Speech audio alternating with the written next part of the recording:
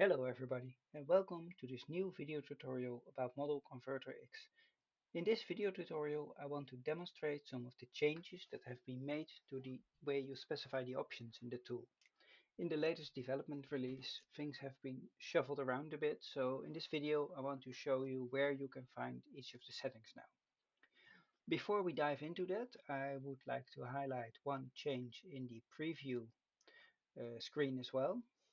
Um, si- since I wanted to add an additional button to the toolbar, I found out that the toolbar was quite full and busy, so I decided to split it into two toolbars. So you have a toolbar here on the left of the preview in this version now, which controls what you see in the preview.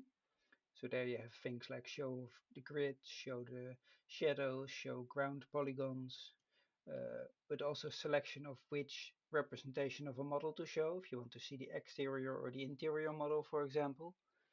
And then the toolbar at the top does control how things are rendered. So there you can select the different rendering modes, if it should be textured or wireframe, or show the texture coordinate mapping, all those things. So I decided to split it into two toolbars to make it a little bit less crowdy, but I can also imagine that for some of the users who have been used to the old way for a long time, it might take a little bit time to get used to it. So to summarize again, on the left you control what you see, and on the top you can control how you see it. That's a small side change I made while working on the options. Let's now dive into the options. Until now, all of the options of ModelConverterX were available in the options screen, which you can open by clicking on this button. Quite a while ago, I already put an ID on the wish list for the tool to move the options closer to where you need them. So for example, have options related to how an object is imported closer to the screen where you select the file that you want to load, so that you don't always have to sort of go back and forth to the option screen to select things.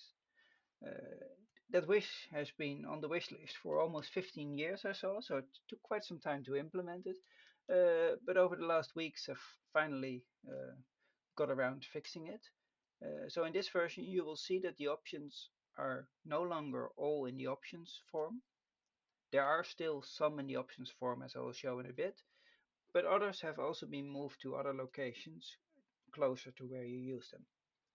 So maybe it's a good idea to first have a look at the options form to see what is remaining, what's still in there. And you will also see that the options form is a slightly different layout now. It comes with a number of tabs, and each of these tabs has a couple of settings. So here for the application, for example, you can specify if the tool checks for updates, if the undo functionality is enabled. In the object tab, you can set some default settings for how the object is created.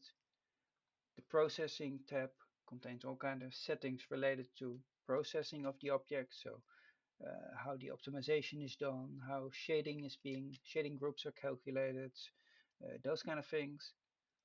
Then the textures tab is all kind of texture related settings. So texture file name suffixes that are used for seasonal textures or the material textures, texture reader, texture writer settings.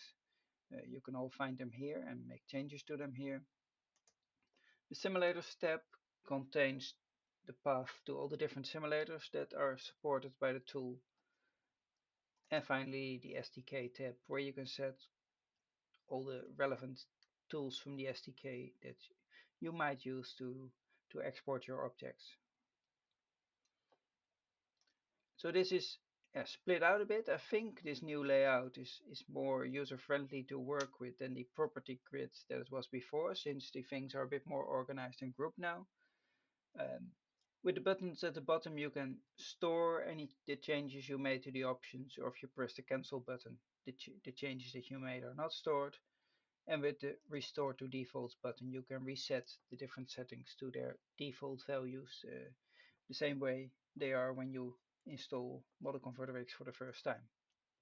So that's what remains in the options form, and you might have noticed that compared to the old options form, A couple of things are missing there. These are related to the preview, to importing, and to exporting objects. So let's have a look at the preview first. For the preview, there's now a preview options dialog, which you can open from the preview toolbar. And that gives you a form where you can make all the settings that specify how the object is rendered in the preview. So you can specify the different colors for the background, for normals, attach points, all those things over there. Grid specification, density, colors, sensitivity for navigating, default rotations. Yeah, all the settings related to the preview you can find here. At the bottom you see the same buttons as in the other options form, so you can reset them to default, you can store them, or you can discard any changes that you've made. And then the remaining settings can be found in the import dialog. So if I press import, it will open the open file dialog like before, and as you might already see, there are above the let me go to the folder which contains most of my test objects. Above the text box for the file that you want to open, you can see that there are a couple of options now that you can specify. So in this case, I've selected GLTF as format. So if I want to load a Microsoft Flight Simulator object, for example, and you see that there are a couple of options related to this format. So I can specify the animation scaling. I can specify if effects should be replaced by lights, etc. If I now select another format, like maybe Collada, you see that some of the options change and some remain. That's because some options apply to all of the importers of ModelConverterX and some are specific to a certain file format. And if I go now to, let's say, MDL file, you see that you get, once again, other options. So this way, depending on the file format you're reading, you get a presentation of the relevant options, and then you can just toggle the way you want them. Any changes you make here, like you can enable the debug mode, for example, for reading MDL files, is being stored, and the next time you open the same file format, the settings as you used the last time are being used. And I can show one more format. If I load an older sort of SCSM object, you see that there are a couple of additional options again supported by this reader. So I can just click it, and there I should have my object. Oh, this is an interesting one.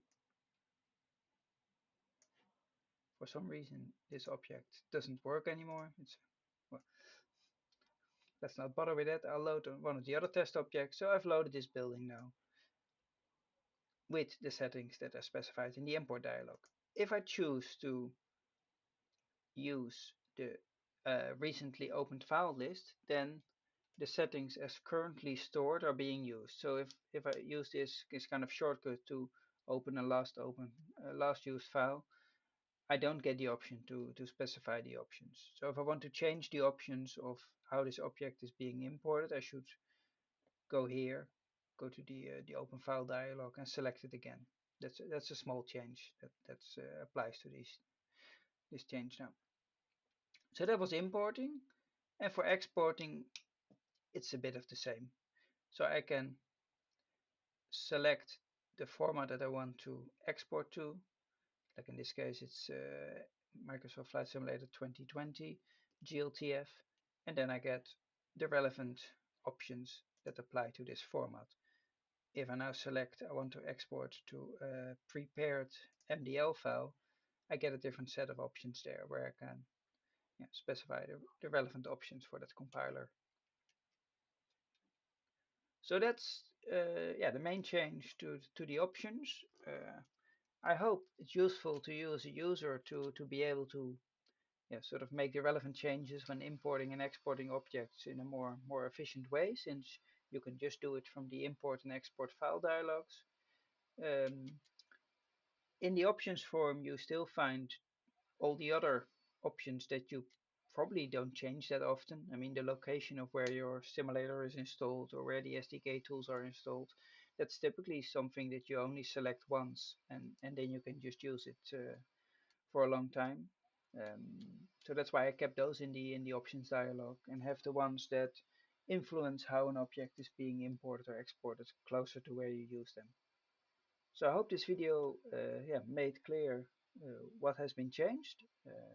I hope you like it, and if you have any questions about it, feel free to post it in the forum. Thanks for watching.